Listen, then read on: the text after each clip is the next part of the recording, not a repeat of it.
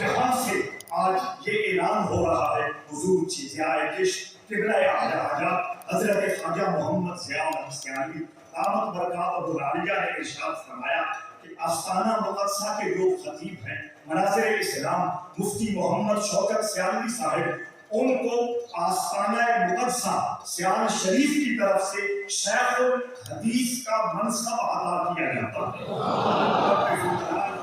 مفتی صاحب کی عمر کو دراز فرمائے اور حضور نے باقاعدہ اعلان لکھ کر عطا فرمایا، جس کا مفہوم اور خلاصہ یہ ہے کہ آپ کو یہ منصب عطا کیا جاتا ہے، اور اس کے ساتھ ساتھ چونکہ مرکز آستانہ عالیہ سیال شریف پوری کائنات میں ہر اعتبار سے بے مثل اور بے مثال مرکز ہے، علم یہاں موجود ہے، تقویٰ یہاں موجود ہے، عمل یہاں موجود ہے، تزکیہ کی سوغات یہاں موجود ہے، فکری طہارت کا انتظام اور اہتمام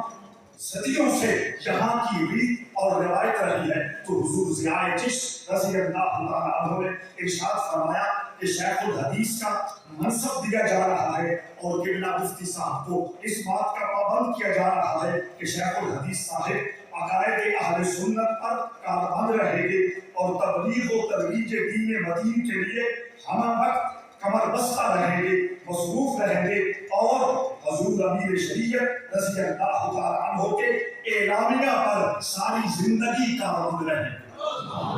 یہ حضور کی طرف سے نصیحت ہے اور تربیت ہے، اور اس شیخ الحدیث کے منصب کے حوالہ سے حضور ضیاء چشت رضی اللہ تعالیٰ عنہ قبلہ شیخ الحدیث صاحب کو دستار بھی عطا فرما رہے ہیں۔